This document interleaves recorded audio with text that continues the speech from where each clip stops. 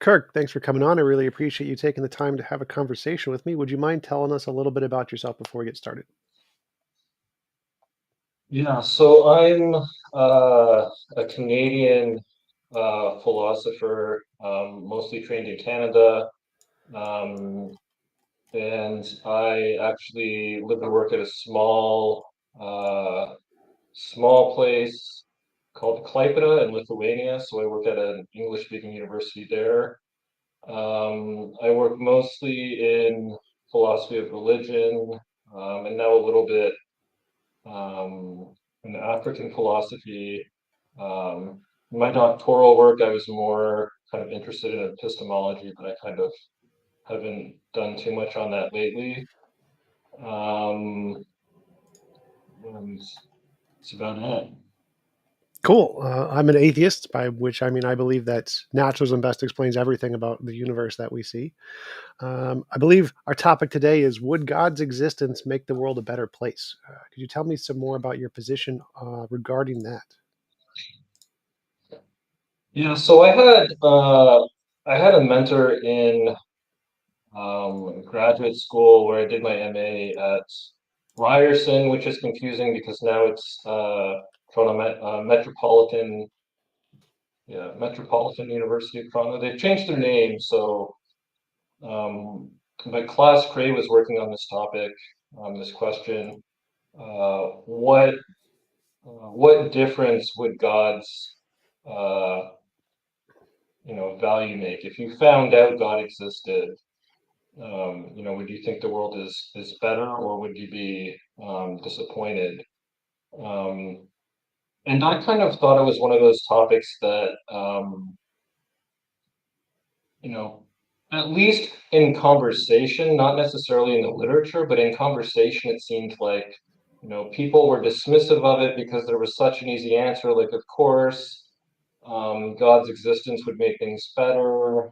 Lots of atheists or naturalists would say this to me in passing. And so I kind of wanted to explore, um, I guess the counterintuitive answer, just what arguments could we leverage or could we get going to show that at least in some restricted sense God's existence would make things worse. So I've actually spent most of my writing on this defending the view called anti-theism, which is just the view that God's existence makes things worse. And there are kind of different ways of restricting that claim, but I kind of took it as an interesting challenge. Well, it's interesting. Like my intuitive answer would be it would probably make things worse. Like, is the question: if God existed, would he have made the world a better place? I think that would be a yes for most atheists. Or is it more like, if we knew God existed, would that make our outlook on the world seem better or worse? And I think most atheists would still say no, still say if God existed, we would be very depressed because he's a pretty terrible person in the Bible or something along those lines. So I think that most theists would have a clear yes answer and most atheists would have a clear no answer. Uh, Yeah, I mean, I think there are interesting. So the literature has tended to just look at, I mean, I call it kind of bare theism or bare monotheism. So let's just look at, a being who's all powerful and all knowing and all loving. But I think there are really interesting implications that are kind of under discussed where, well, are is the Christian God and God of Islam identical? No. Well, there might be axiological differences between them. What about, Christianity versus just bare theism?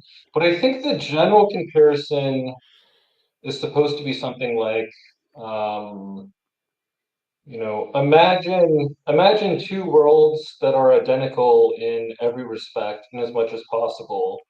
Um, you can say this is our world, and in one of those worlds, God exists, and in the other world, that's the same in every respect, where in as much as possible, God doesn't exist. What would be the value difference between those two worlds? Um, Well, That, I would. that's the general comparison. Well, my initial question would be is like if God doesn't exist, that doesn't mean that there isn't something else like a natural law of value or something that does exist in its place. And so, is the comparison, how do we define God here? As like a conscious being that created the universe, I'm imagining something along those lines. And if that thing didn't exist, it would still be possible for there to be a naturalistic Brahman kind of a thing in Buddhism where there's no consciousness, but there is a heaven, there is a value, there is meaning and purpose. And so it's hard for me to answer that question because the first thing I think of is the possibility that anything God could accomplish could be done without a conscious being. Um, and so the only benefit that the conscious being would have would be the ability to make appeals to it, to pray to it, to do stuff. And the hope that because it's conscious and similar to us, that we can influence it to make lives better or something along those lines. That would be the only possible benefit. But I still think you could achieve that without a conscious mind, like a magical wishing well kind of a thing. So it's I don't understand why people would answer yes to if God existed, the world would seem better value. What would be the what justification would that have? Okay, so yeah, so I can give you some of the pro-theistic arguments, but I should say that you've touched on something important, and that I think if you read kind of the philosophical or academic literature is often neglected.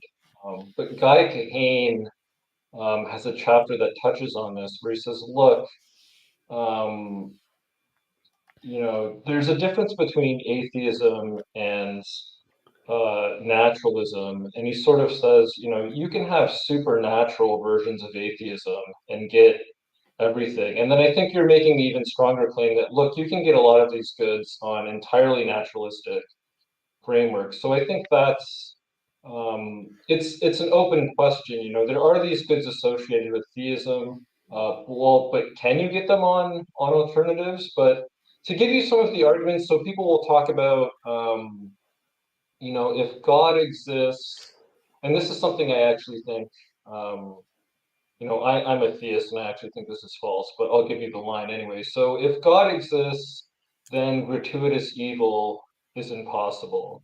So God's existence would somehow ensure that every instance of evil either leads to a greater good that is otherwise unobtainable, or prevents some worse suffering, or something like that. Um, skeptical theists make this claim in the literature a lot on the problem of evil. Um, so that's one reason. Now, of course, the question is, well, are there non-theistic or naturalistic worlds that could get you the same thing, right? So that's kind of a question. Um, another thing that's been appealed to, people will talk about, um, cosmic justice. Uh, so it's I guess it's related to the idea that there's no gratuitous evil, but also somehow in some way, in the final analysis, God's going to ensure cosmic justice. I mean, I don't think you need to go um, hardcore, traditional heaven and hell. There could be differences, but somehow God's existence is going to ensure this. You know, the I'm trying to think of some of the others. God's existence will ensure an afterlife. An afterlife is what gives us meaning. And again, for all of these things, we can ask, well, um, do you really need do you really need monotheism for that? Yeah, because my initial response would be like reincarnation or something. You can have the same kind of justice outcome, and you don't need a god. So, what is your position? What are the arguments that you've explored? The position against God would make it better. Yeah, so I've defended in my Palgrave book, I mostly defend what I call narrow personal anti-theism. So it's a qualified It's a qualified version of anti-theism. And the narrow part just means we're just talking about a specific good or a specific axiological judgment, so not an overall judgment. And the personal part I just use as a just to indicate it's with respect to persons, right? So you can imagine two worlds with no persons. How would God's existence affect them? But I'm talking about personal goods or personal bads. So I defend the claim that God's existence would make things worse, at least for certain people, and in certain respects. So I'll give what I think is maybe my best argument for me. It's really found first in the work of Guy Kahane.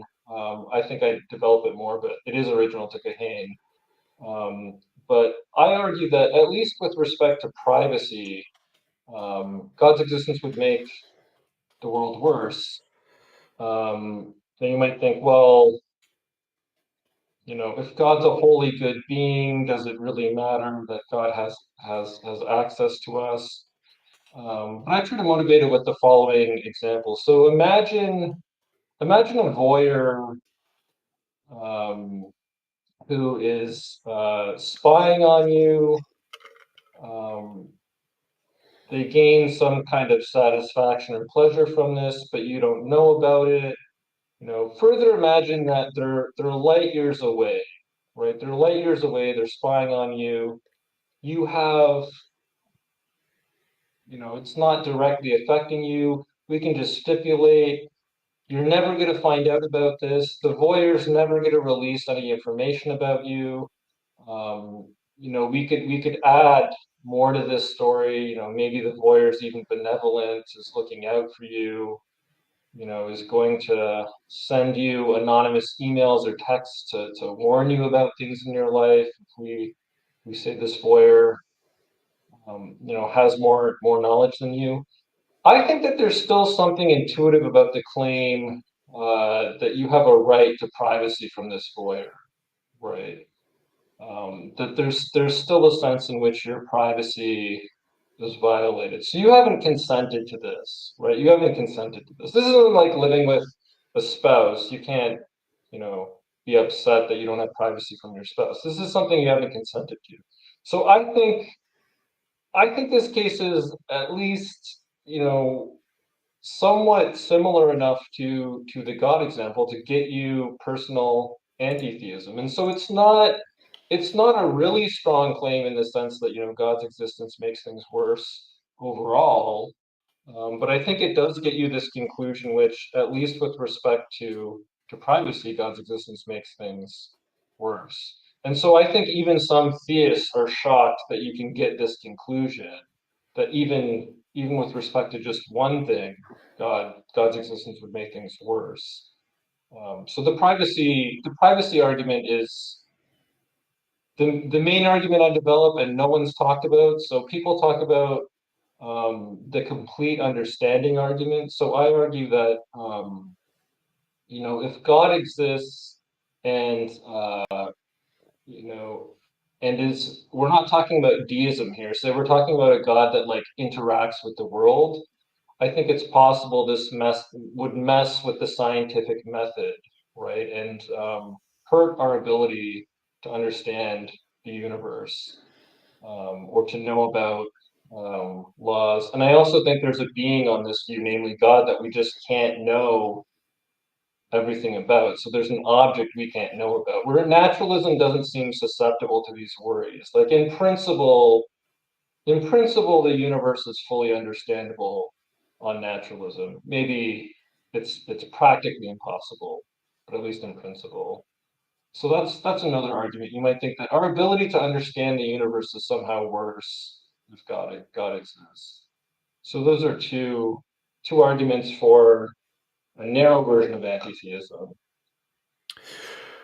Well, does theism necessarily imply that God is watching you? Like, could there be a version of a God who doesn't watch you specifically? He knows everything, but he isn't necessarily observing you. Yeah, so I think probably not. I think if we're talking perfect being theism and God is all knowing and all powerful, I just think it logically drops out that, God knows all of our mental states. Otherwise, there would be something God doesn't know, and so God wouldn't be all powerful. So if we're stipulating the all kind of all knowing and all powerful thing, I think um, Linda Zagzebski, I think, is working. She's written a small book. She's working on, I think, a bigger book on a divine attribute called omnisubjectivity, which she thinks drops. She's Catholic, so she thinks it drops out of the traditional divine attributes. That God has kind of perfect empathy, like can imagine what it's like to be you perfectly, with the exception of maybe always remembering that God is God. So if something like that's right, I mean that's not just propositional knowledge. I mean that's a really intimate kind of knowledge that, not even a spouse or best friend would have. Like if it's first personal experience, first personal perspective. Um, Would that be fundamentally different from the universe recording all of your actions? So let's say that the universe has some B theory of time where all instances of time actually exist simultaneously. And so all of your um, actions and experiences are being recorded on a camera. The camera obviously isn't conscious, but I think that would be equally as bad or equally as much of a parody as saying that there's God is watching you, but in a naturalistic world without the God, you could still have all of your actions being recorded. yeah, I should say I don't know anything about philosophy of time, but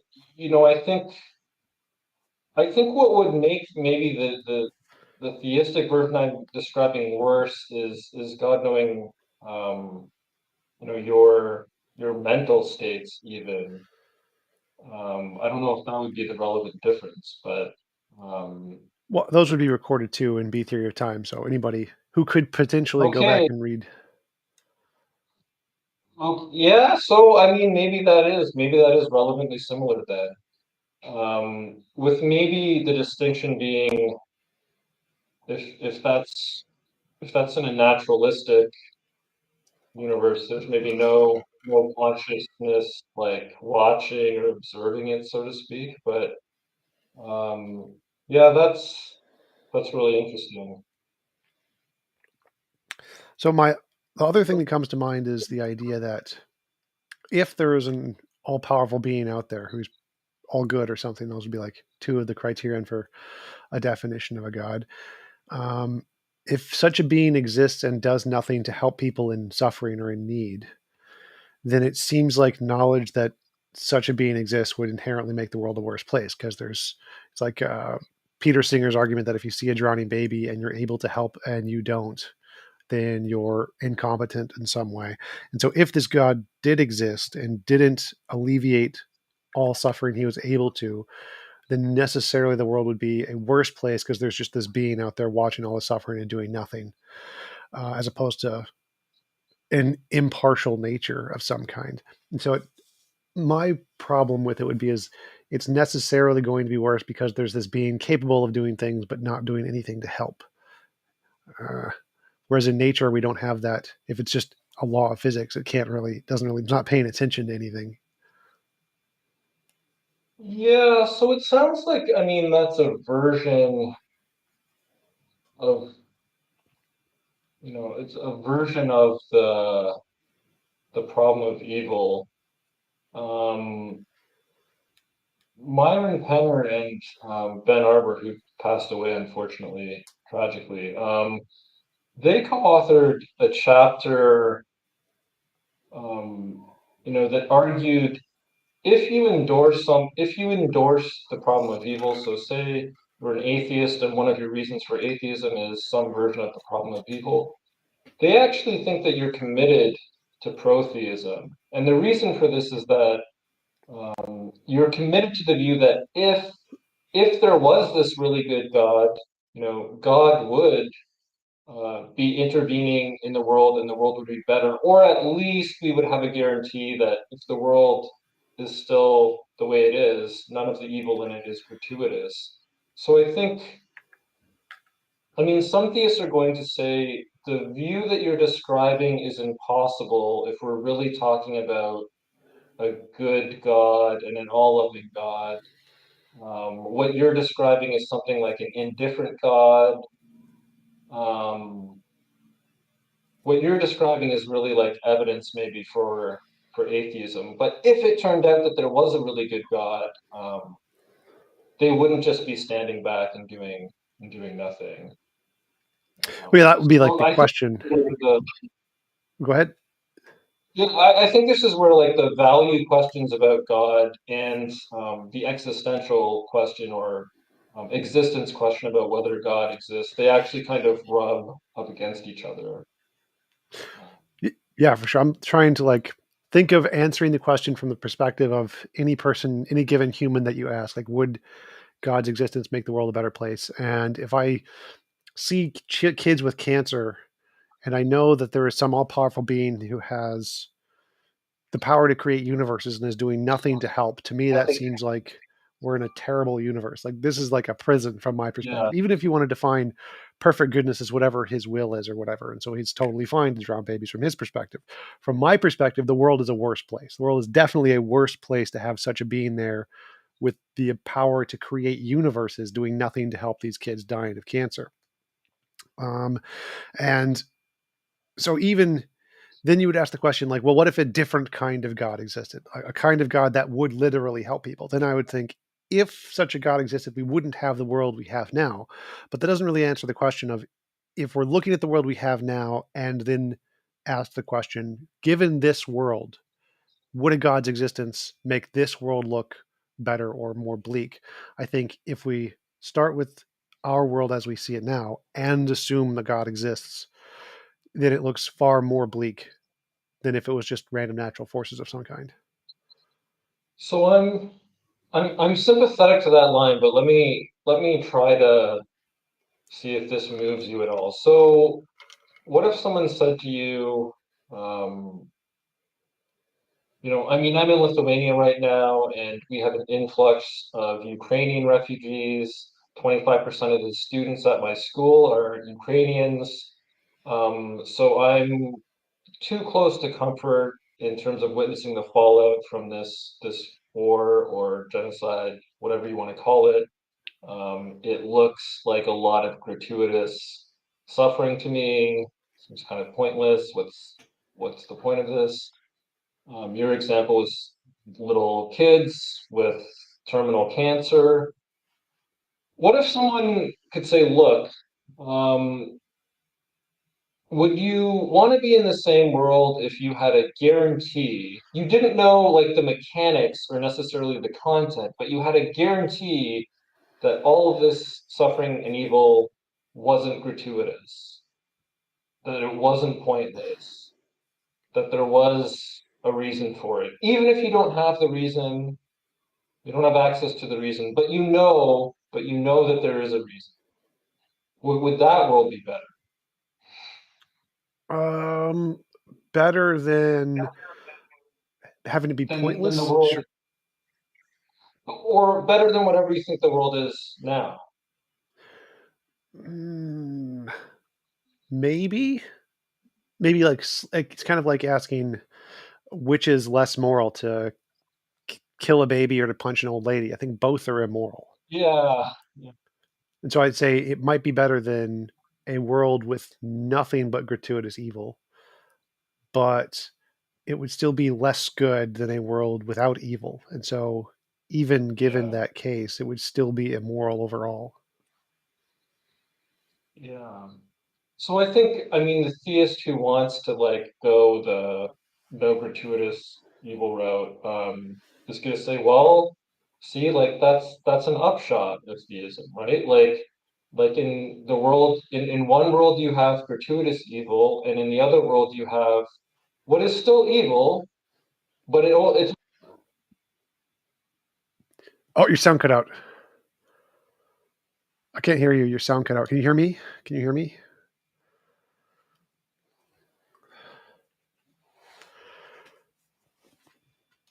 No sound.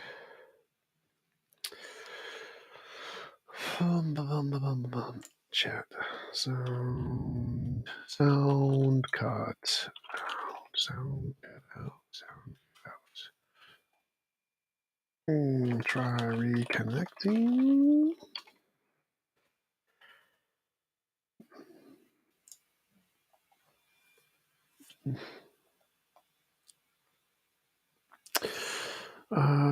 Can you hear me? If you can hear me, like nod your head.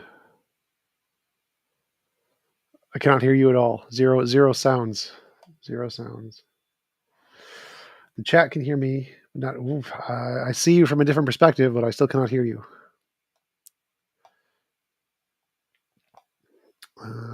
There's a settings option. Press the S key or the gear in the bottom right and go to audio and change mic. Maybe I have no idea. I don't even know if you can hear me. I don't know if anything I'm saying makes sense. Okay, cool.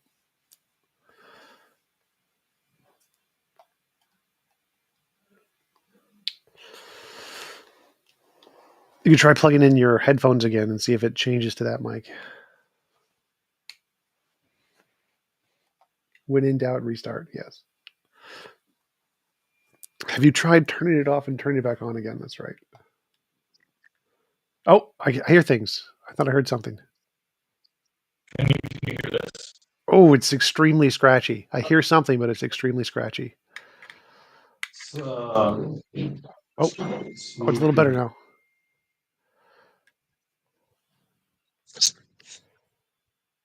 Let me see this.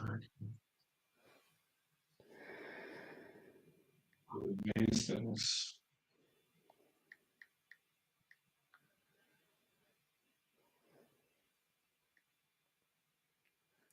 Testing. Testing, Here's testing. sound. Here's Oh, I hear myself. I hear myself. Is this any better? Still scratchy. What is the internet browser you're using? Are you using Safari? What? Say that again. You cut out. I cannot hear. It's cutting in and out a little bit.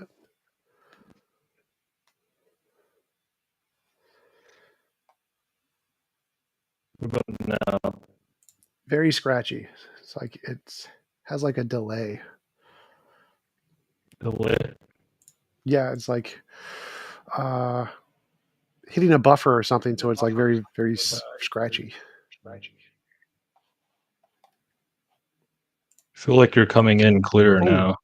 Oh, that's good. I can hear you there. Okay, there I think it kicked in. Gotcha. Okay. Gotcha. Sorry about that. No problem.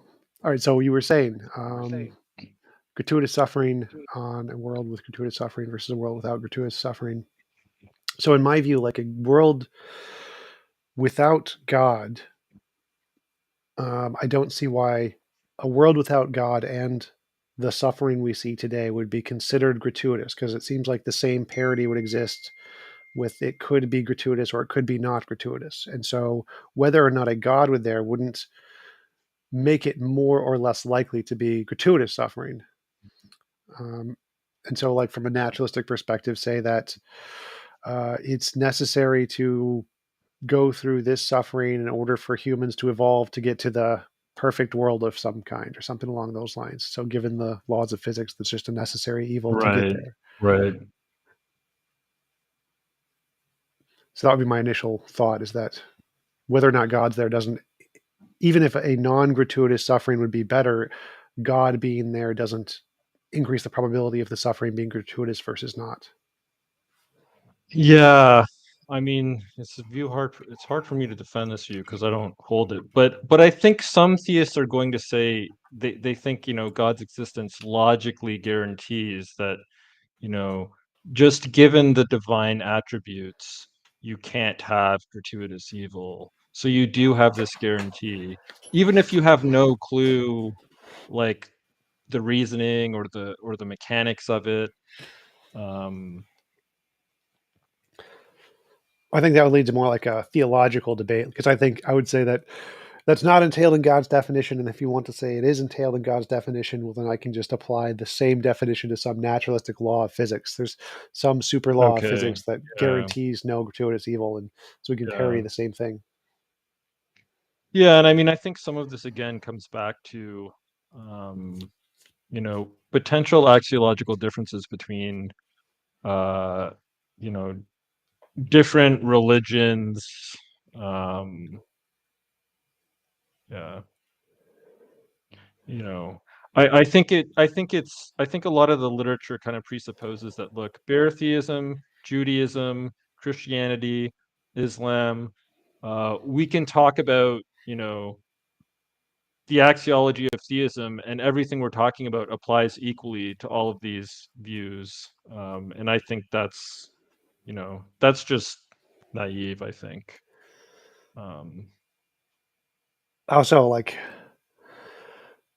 I don't understand why that would be the case for like taking the definition of God as entailing that there is no gratuitous evil, unless there is some well, like proof of that, then it seems like I could equally say that the definition of some naturalistic law entails that as well. And the probability that God has this definition entailed in him versus the probability of the universe having this definition entailed in him seems to be equivalent. yeah, I mean, it's going to be something like God is all loving and all powerful and all knowing, right? So he has, everything God needs to, if not prevent evil from happening, because say wants us to have morally significant freedom or whatever, or something like Plantinga's free will defense, trans world depravity just can't guarantee the world isn't going to go wrong, but he can guarantee um, the evil isn't going to be gratuitous. You say, well, do you get those divine attributes from something just like the natural theology, like the arguments for the existence of God? I mean, I don't know, probably not. So are you going to revelation for that? I mean, maybe you're going to divine revelation, and then I think you're really okay. Well, now we're really talking about something like the Christian God, right? Not bare theism, and then you're going to have to do work, a lot of theological work, uh, to show where you're getting this conception of God from. And I guess, you know, the counter to what you're saying is going to be something like, well, there's more evidence to think this kind of God exists than just, stipulating it ad hoc in the naturalistic world. But of course, then, we're slipping entirely into now questions about um, existence instead of value. Right. But And I I, think I that do find I do find what much of what Guy Kahane says compelling, where he says a lot of these goods you really can get in atheistic worlds. Um, yeah, so I think that would agree. I would agree with what you said earlier, where that's where the two topics rub up against one another. Because from my perspective, from most atheist perspective, there is no evidential difference between God having these properties and that being more likely than the universe having these properties. The right, atheist perspective is right. that the theists are just ad hoc adding these in to try and make it fit their belief system. And so us doing the same in the case of naturalism would be an exact parody, essentially. Um, Yeah, and so if from that perspective, from the atheist perspective, where they're both ad hocly adding them in and they have equal evidence, then it would seem like it would be a defeater for the argument from the perspective of the atheist. Because from ours, like, there's no difference here. There's no evidence difference. It's just we're both asserting properties essentially. In which case, um, the likelihood God has these properties is the same as the likelihood the universe has the properties, and so it wouldn't have a substantial difference for whether or not evil was gratuitous, whether or not God existed. But I could see from a theist yeah, perspective, the opposite would be the case. yeah. I mean, I think if that were true, if that were true, uh, then I mean, at least with respect to gratuitous evil, I mean, you would just say it's a wash. God's value impact wouldn't make things better or worse. So my- some have described that view as neutralism, right? So um, if you discovered God existed, it would have neither a positive nor negative impact on the world. Right. So for gratuitous evil, but from the perspective of my original question, it's like if I see a baby suffering of cancer and know there's a God who has infinite power, even if he allows this for some reason, he's not change. He has the power to change it, but isn't doing so. And so, from my perspective, that would make the universe worse because there is a being powerful enough to make a difference who isn't making a difference for whatever reason. Doesn't matter what reason he gives. And so, I would see that as a negative. I would see that as the world is a worse place than if it was just a law of physics or something that's just governing things impassionately. And then that would make perfect sense why we see the suffering because it doesn't care. Um, Rather than say, having to add in these extra features of, oh, it cares, but it has some unknown reason of why it's not doing anything. To me, it seems like that's a much yucky, evil position to take. Something that I don't like, a universe I would not like to be in, as opposed to when it was just a natural force that's just acting randomly. Yeah, so that's kind of that would be like an argument for anti-theism uh from a lack of divine intervention or something like that, or from a lack of divine empathy and intervention. So some work by Paul Draper, who's at Purdue, he has some interesting arguments for evil. I'm not up to date on his most recent stuff, but he says these the existence of evil wouldn't necessarily show that there's no God. It would show that if there is a God, it's it's indifferent, right? So it's what you think. You, Oh, I want um, to. My argument's a little more specific here. I'm saying answering the question: would the world, if God exists, would the world be better or worse? And I'm saying if God exists and allows his suffering, then there has to be this reason for allowing the suffering. yeah, And there, a universe in which there is such a reason would be a worse universe than a world that doesn't have such a reason. And so, if God exists, then it entails there is this reason to allow suffering. And if God doesn't exist, no reason exists. Like, potentially, there's no reason why the suffering could exist. We yeah, could solve all of it in the yeah, future. And so the existence of the God entails this negative attribute in the universe must exist, that there is this reason to allow all of the suffering that we see. And a better universe would be one where there is no such reason. yeah. I mean, that's an interesting argument, and I don't think it's really been explored that much in this context. I mean, so there's this question, with respect to something like evil, is it better for it to be, I don't know if rand or just a result of the banal indifference of the universe, or necessarily there has to be a reason for it. Um,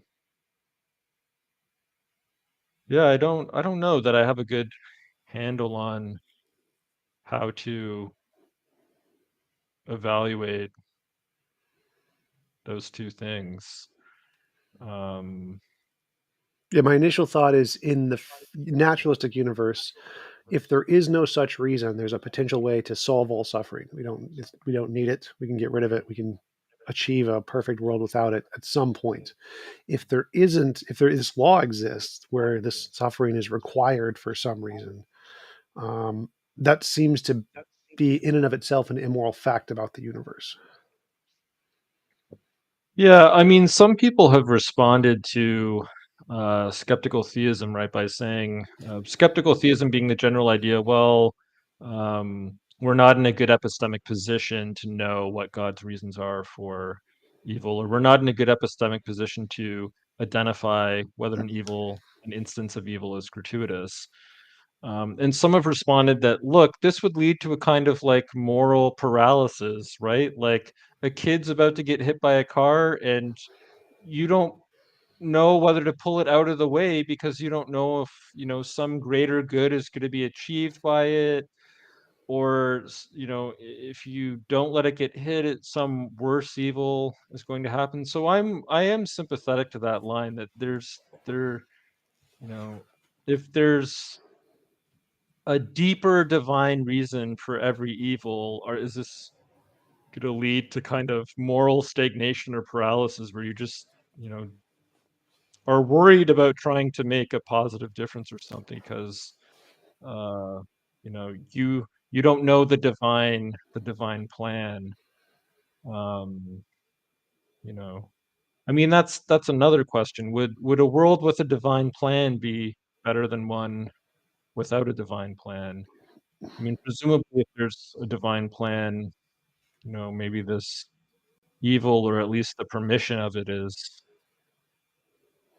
part of the plan. Yeah, and I would say that makes it a bad plan.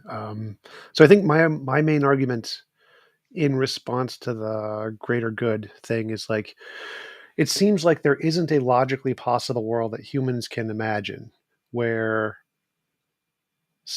there is some greater good, any conceivable greater good we could ever possibly imagine could exist, but if we have all powerful, we could get whatever that good is without the consequence. So it seems like there's some arbitrary constraint between God's all powerfulness and this greater good, that there is always necessarily going to be some logically possible world where we can achieve the good without um, having the necessary evil. And if that's the case, then the only possible argument is that whatever this greater good must be, it has to be outside of any kind of logically possible conception any human could come up with, in which case it seems like a bad argument. Um, And so, from my perspective, as long as whatever the good may ever be in any logically possible world, as long as we can imagine it, it seems like there's also going to be a logically possible world where we can have that good without the suffering. And it would seem to be a defeater for the argument. Yeah, yeah. Although, um,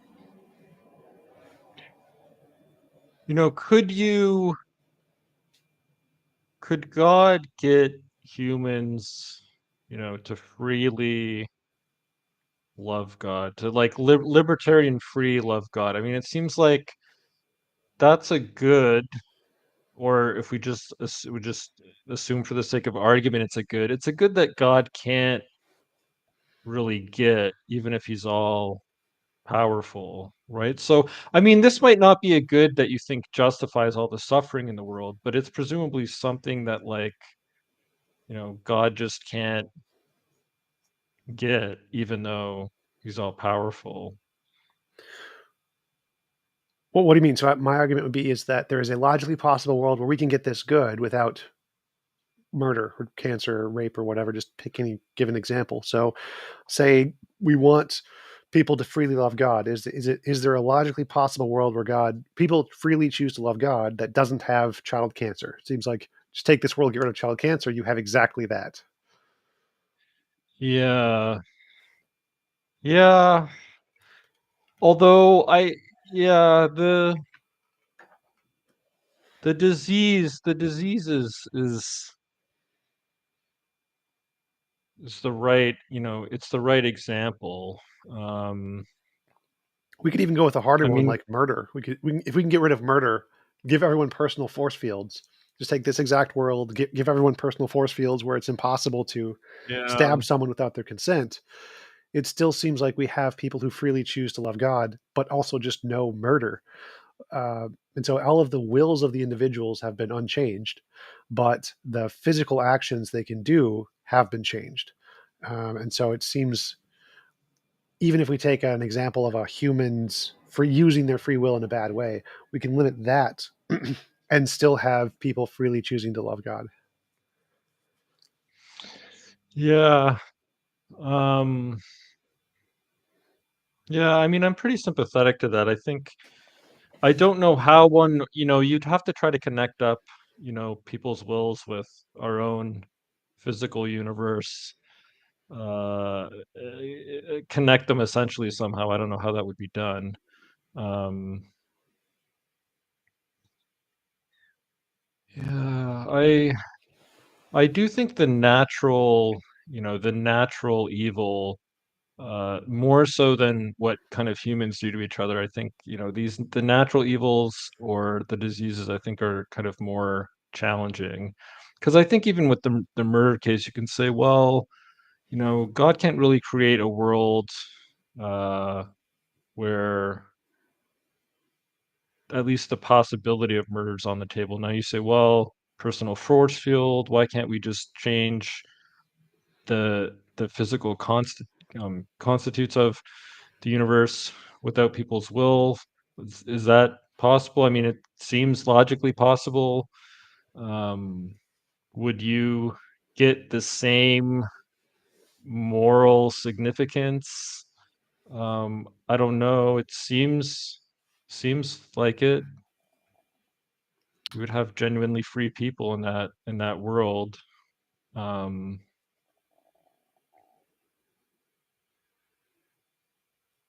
Yeah, that would be my argument. I think that we will always have there's ways to change the laws of physics to exclude murder or whatever and have an exactly equivalent morally significant world. So, for example, you mentioned consent earlier. We don't consent God watching us. Well, I would take consent a little further and say every person should have the ability to choose which world they want to be part of. So we have a world exactly like this one, exact difference, or exactly the same in every conceivable way. The only thing we're adding in is people have a choice of whether or not they can live here or a different universe with different laws. In that universe, um, for anybody who lives here in this universe, you have exactly the same benefits of well, what we have now because the universe is identical. The only difference is people can opt out and choose to go to a different universe. And so in this universe, it seems like the moral goodness is equally, it's possible to get to the highest extremes, but people can just choose to go to a universe without murder or whatever. And in which case, um, the only difference here is the fact that not everyone is forced to be in a universe where that is a possibility. yeah, I mean, I think part of what makes this discussion interesting is that a lot of the discussion to date has, I think, focused on like the actual world and like the nearest possible world, and so hasn't really thought about these kind of um, alternatives, which are logically possible, but maybe distant from our own world. And I think that's why we see these kind of rather narrow comparisons between theism and, I mean, they say atheism, really naturalism, theism and naturalism. And the descriptions are all kind of about, they read as if they're about the actual world. I think that's what people have in mind. Um, but yeah, I mean, thinking about these broader possibilities, I don't know. I don't know how they would shift intuitions. Um, so do you think that, the world would be better or worse if we had immaterial souls? So kind of disconnected to, say, questions about theism, but indestructible immaterial souls. Depends. So, like, I would say, given a world where we have, assuming these survive after death, this way indestructible, I imagine that means Yes, we yeah. it would be contingent on what happens after death. So, for example, say I have an immaterial soul, but we get sucked into a black hole and we just get to experience black wholeness for eternity. I'd probably worse. But if there's some freedom, it's like we can be ghosts and go harass people or whatever, probably better. At least some degree of funness there, as long as we have emotions. So as long as we have an immaterial soul with emotions that can do stuff and have some level of freedom, um, that would probably be better. I would like eternal afterlife where I could haunt people. That would be preferable for sure. Um, but just having souls in and of itself would be neutral because that could be better or worse or the same. And so it would depend what would happen with those souls. So yeah, I mean, I agree. So we've been talking about um, what happened, like evil and suffering in if not this world, in you know uh, our lives. But what if someone said, uh, Christian universalism is true. So let's say Christian universalism, the view that everyone eventually, no matter the details, maybe there's purgatory, maybe there's whatever, you get a second chance, but everyone eventually ends up in the Christian version of heaven, whatever that is. It's maybe the beatific vision. Let's stipulate worries about, we can account for worries about um, boredom that Bernard Williams raises. Let's just say we can get a good, infinitely good afterlife, and it's guaranteed because universalism is true. Would that world be better than um, a world with no afterlife? So, say biological death or brain death, whatever Sure. is the end of I would definitely grant existence. that. I would prefer that for sure. Okay. Yeah. Yeah. So I mean, so that's maybe one protheistic Well, I wouldn't say line. that, because then I'd say Brahman and reincarnation. You can get the same, where eventually everybody gets to enlightenment. Right. Well, I mean, protheistic consideration when the comparison class is maybe just naturalism, which is always the thing too in these discussions. The comparison class typically is just two things, right? And really, it just, I mean, I say this of my own writing too, kind of shows the ignorance of all of these Eastern and Southern Hemisphere traditions. Um, So but if the even if other we went interesting with, thing, well, I wanted to bring up, even if we went with just naturalism, we could say that there's essentially the Brahman kind of a universe with just naturalistic forces. And so I think it would be even more specific than that. This would be a comparison between the known naturalistic universe and supernaturalism. Because if we expand it to potential unknown naturalistic forces, that could entail some kind of a soul, a physical soul that we just don't know about yet, or something, yeah, panpsychism kind of a thing. And so it seems to be really a comparison between the known scientific model of the naturalistic universe versus adding in a supernatural aspect. And in that case, it seems like an unfair comparison because um, our known verified model of the world in naturalism, we're going way beyond that when we add in the supernatural. And so it seems like it would be a fair comparison if we could also go way beyond that in the natural world, a parity from the naturalistic perspective, and say, if we are extending past our known variables to degree X, we should be able to do that in both cases, uh, and apply hypotheticals. We have a hypothetical soul in the supernatural realm. We have a hypothetical panpsychist mind in the naturalist realm. yeah. I mean, again, we keep brushing up, I guess, into this existence or evidential questions, right? So the theist is going to want to say, well, no, like I have evidence for theism, and I have evidence for universalism, and so I can just compare these models to uh I think what you called known naturalism. But of course then we're right back to kind of the evidential questions. um I Yeah, I like think to that's keep these all separate, but maybe I can't. yeah. Because to me, it seems like there's this presupposition laden into the argument that we have good evidence to consider these theistic questions. That, from a theistic perspective, is significantly better than the evidence for panpsychism or idealism or Brahman or any of the other alternatives or this hypothetical natural world we haven't discovered yet. Uh, but from the atheist perspective, there's essentially equal evidence for all of those, which is like zero essentially, or something so close to zero they're indiscernible. And so you have to answer the question from the two different perspectives of with this presupposition versus without. How would the question be answered? Would God's existence be better with or without God? And so it's like if I said there are some naturalists out there who believes there's evidence of panpsychism, which there are. I've talked to several of them on my show. They would be essentially in an equal position as the theist here and say, well, no, I believe that there's this infinite consciousness mind, so we do actually survive death.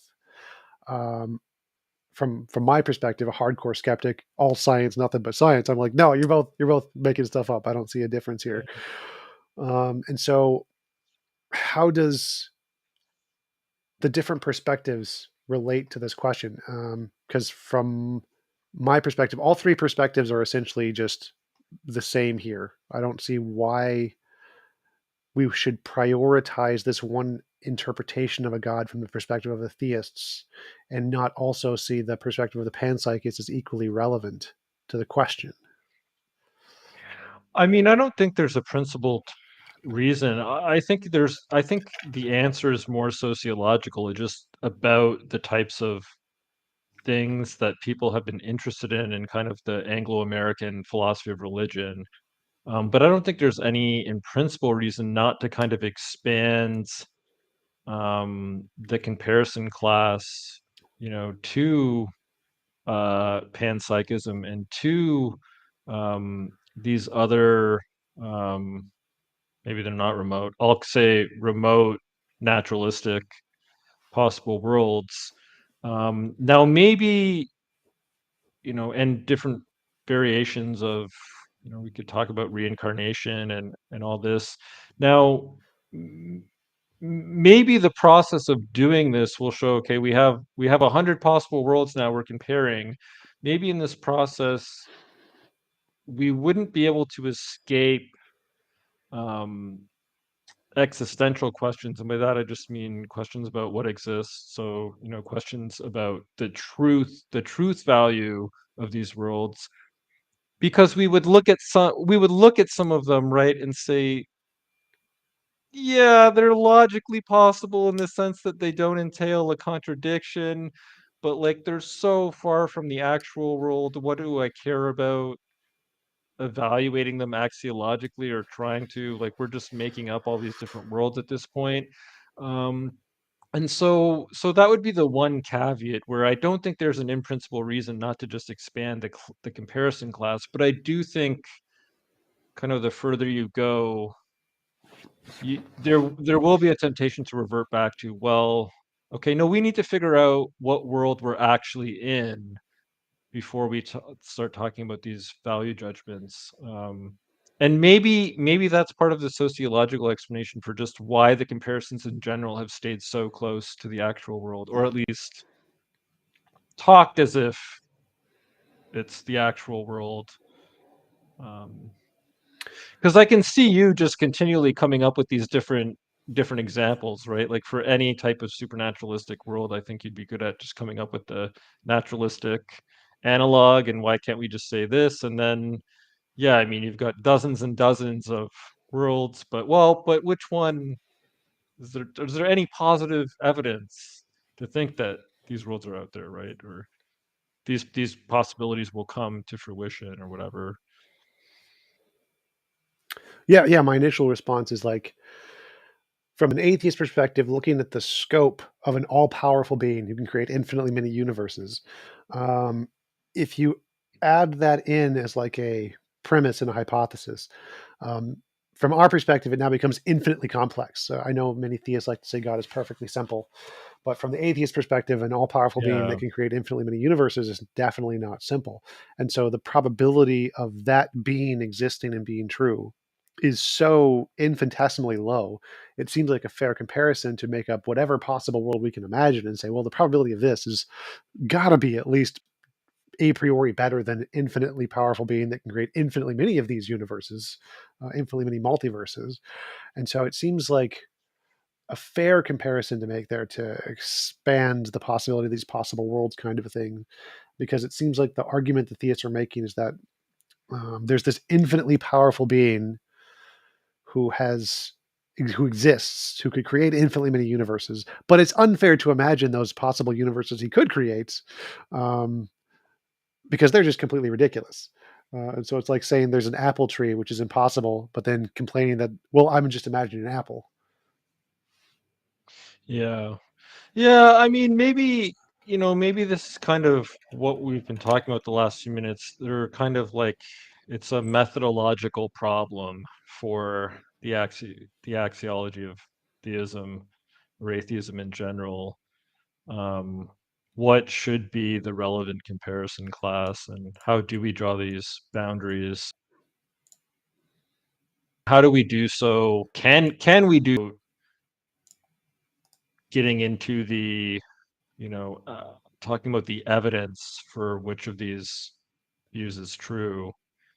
Um, Yeah, I think if that's we can't, really then we're kind of back to traditional philosophy of religion, which is what I was trying to get away from. So, yeah, yeah, because I think that's when I bring up these examples, I think that is very much the go-to argument that, oh, well, we have evidence for our position, and these are just kind of ad hoc hypotheticals that are not in the relevant comparison class. And from an atheist perspective, that seems rather arbitrary because it seems like, why can't we use these as relevant counterexamples? It seems like they are exactly very good parodies. And so, in order to try and exclude those, you would need some independent, like evidence, like you mentioned. We go back to the philosophy of religion and apologetics, say, oh, we have evidence of this position and those don't, or something. And so it seems like if we're without any presupposed evidence for God, then these are relevant examples that are equally justified. And only with the addition of that other evidence, if it existed, would it be justified to exclude those examples. yeah, yeah, no, I think that's right. And I mean, it kind of sounds like, I don't know, there's a paper topic in there somewhere about the methodology of the axiology of theism. Um,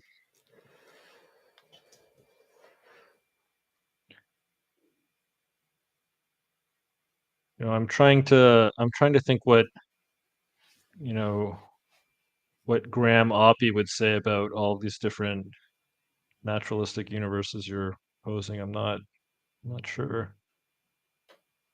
Yeah, I definitely like to hear his thoughts on this topic. But we've been going for about an hour. It was a great conversation. I really appreciate you coming on. Do you want to give any links or references where people can find more about you and your work? About my work, www.kirklougheed.com. KIRKLOUGHEED.com. All of my books and articles and everything about my academic work is up there. Awesome. Thanks again for coming on. Really appreciate Great. it. And I hope you have a wonderful day. Thanks for having me. You too.